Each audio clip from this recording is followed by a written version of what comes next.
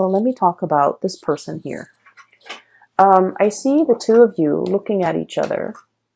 Okay. I feel like, and this is where I don't know which one you are. Okay. So the energy, once again, can be vice versa. Pick whatever side you resonate with as a representation of your energy. So this is the couple. Okay. And this is the couple where I feel like, you thought it was fate. You thought it was like, wow, what are the odds that we constantly run into each other? We constantly know the same people.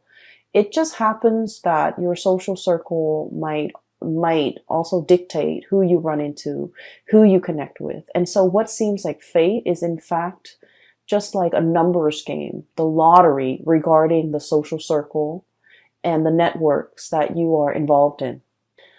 So what we have here is this Temperance card as well as the Eight of Crystals, okay? This is one person. This person is very colorful. This person is like, the wild animal, the zebra, blend into their environment. Zebras have the stripes so that they can blend into their environment, okay?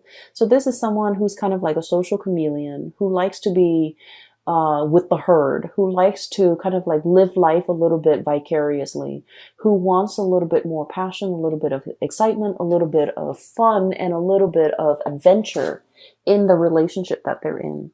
For some of you, this could be you, where you want to travel, you want to see the world, you don't want to live in one sedentary place, you want to change location, you want more out of your life, okay? And then I'm seeing the other person is the Eight of Pentacles, the buffalo or the bison, okay? And this is someone who's very like stuck to the ground, okay? The way this animal is, it's very heavy, it's very anchored, and it's very grounded, okay? Just look at it. It has like fear, sheer brute force and strength, okay? This is somebody who's like, their existence is very quiet. Okay, so they're not like they're not going to go to the grocery store all decked up with their nails done and their hair done and their makeup done just to go to the grocery store.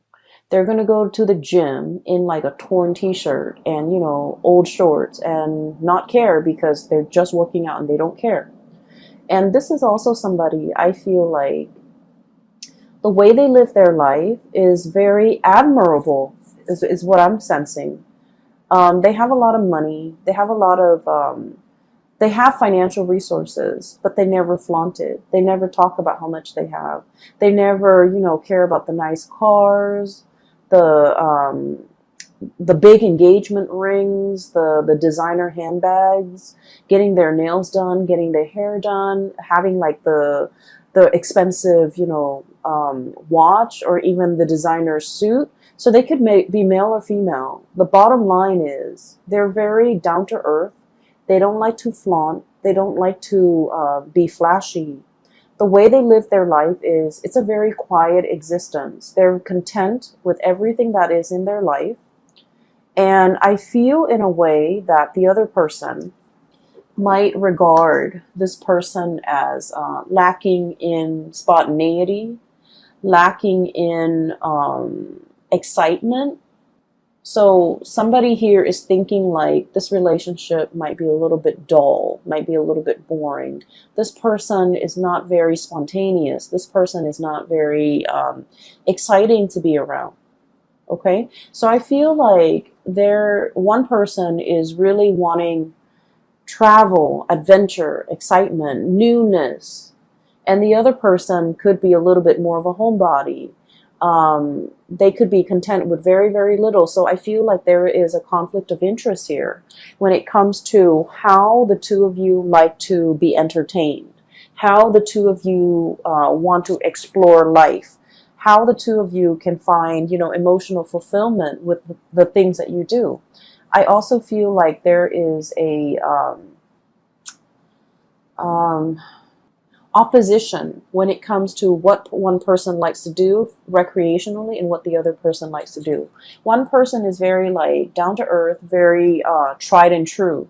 And then the other person is like, the spectrum of the rainbow, wanting new things. And so in this relationship, I'm sensing here, there's dissonance, okay? It's like not being on the same page, not really jiving with one another anymore, talking and living life in on different wavelengths, no longer crossing paths, or no longer feeling like you are in alignment with one another. For some of you, what could have started out as like a very passionate affair could have now settled into a very comfortable relationship. We have here the Two of Cups, okay? This is like a comfortable relationship where two people are comfortable with one another. This is also like the nesting instinct is what I'm hearing, where the two of you might have, moved in together, might have been really comfortable with each other, might have gotten married, might have had several kids. And so the spark might not be as strong in this relationship as it was in the past. And then I'm also feeling as well, for some of you, regardless of whether or not you are single or in a relationship, I feel that you are drawn to a person, very, very drawn to a person that is like your friends, your family, and the people that know you, like your best friends, would say, wait a minute, that person is completely not your type. Okay? So I feel like your tastes when it comes to partnerships and relationships are changing. You're attracted to somebody that in the past might have slipped under your radar, but now I feel like you're specifically drawn to this type and you find this type very magnetic, and I feel like they're very different from you. And so I feel like you guys are that woman at the coffee shop. Her significant other is talking to her, but she's like checked out. Either checked out of that conversation, checked out of that relationship, checked out of that connection, and wishing for something a little bit more. Okay, she's drawn to the artist in the background. He's sitting with his back to her, so she's not really seeing his face, but she's admiring his talent. She's admiring the way that his mind works, where he can, conjure up beautiful pieces of art. And so I feel like you might be drawn to somebody with artistic capabilities who can make magic and who can make something amazing out of nothing. Okay, the Conjuring. And the card associated with this here is, we have here the Page of Wands. Okay, this is like the multitasker. And this is like, the cogs in the machine are all turning, right? This is someone who's borderline genius. Okay, the way their mind works, they can like juggle, like have many, many, many things in the works, and they never drop the ball. This is somebody whose mind is like racing a mile a minute. They come up with new inventive ideas. They're constantly keeping busy. They're constantly on the go. They're constantly like churning out new things. And I also feel like with this energy, they're very exciting, very, it's almost like their world is very colorful and very childlike, very innocent and very playful and very exploratory. And so when you're with this person, or when you're looking at this person, I feel that you're looking at them. When you're looking at this person, I feel like for many of you, you wonder not so much why, but how they could, how they could live their life the way that they live their life. How their minds can churn out a million masterpieces or ideas in such a short amount of time. How they could be so smart. How they could get so much inspiration. How they have the time to do everything. How they're always, working on one thing after another. So I feel like you are enthralled and very taken in by this person. And I feel like their energy is really, it's really fascinating, because I feel like this is someone who's very creative. It's like a mad genius, a mad scientist. It's somebody who works with a lot of things. They could like work with their hands. They could have like, have a main job and a side job. They're juggling many, many things, and they never skip a beat. They never drop the ball. They never fumble. And yet everything in their life is kind of like a well-oiled machine. Everything is going really well in their life. And you're looking at this person and you're wondering, like, how do they do it? How do they do all of this? How do they find the time? And I feel like this is somebody who's really capturing your attention. And this is somebody that you are heavily looking at and wondering, I feel many of you might be admiring this person from afar. I feel that for many of you, this might be like harboring like a secret crush. I also feel for many of you, you really like this person. You're constantly checking around to see where they are. I literally just saw like some of you who are in school, like in universities, in law school, in med school, in grad school, whatever schooling you are in. Maybe you're watching this and you're in high school.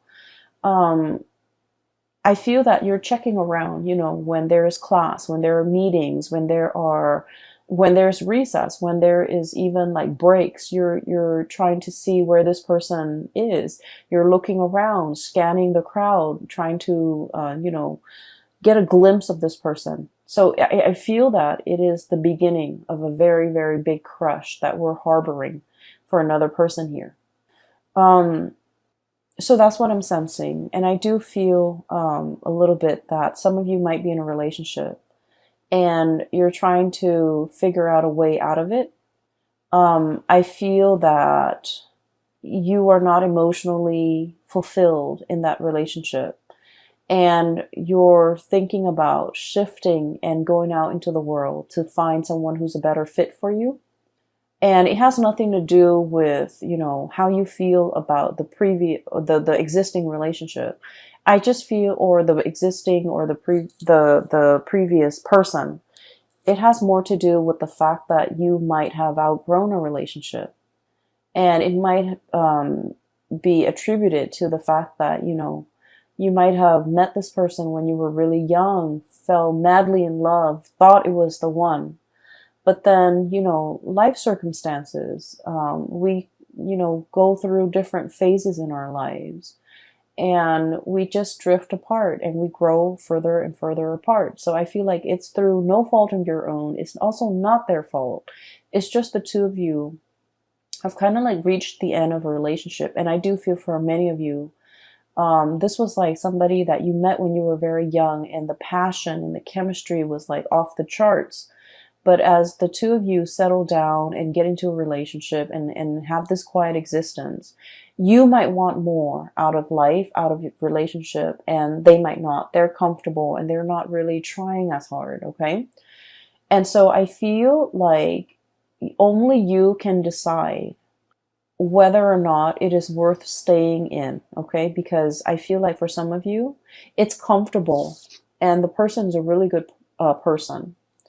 And so you might opt to stay in, ride it out, get through the rough patches, re-inject passion in the relationship. But for others of you, I feel that the partner is quite stubborn. The partner is not really going out of their way to accommodate you. You might want to travel. You might want to see the world. You might want to have a little bit more fun. And every time you ask the partner, like, hey, let's plan date night. Let's meet up with my friends. Let's go here. Let's go there.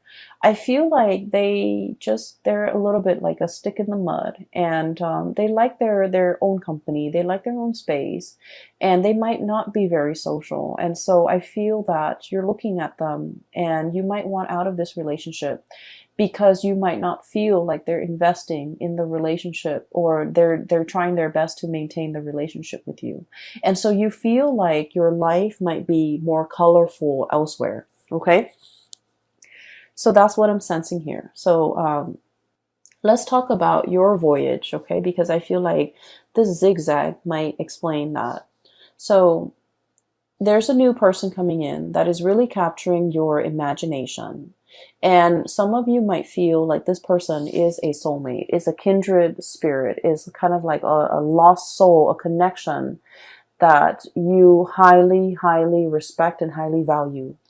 And I also feel that you feel the warmth, a lot of warmth and a lot of passion and inspiration coming from this person.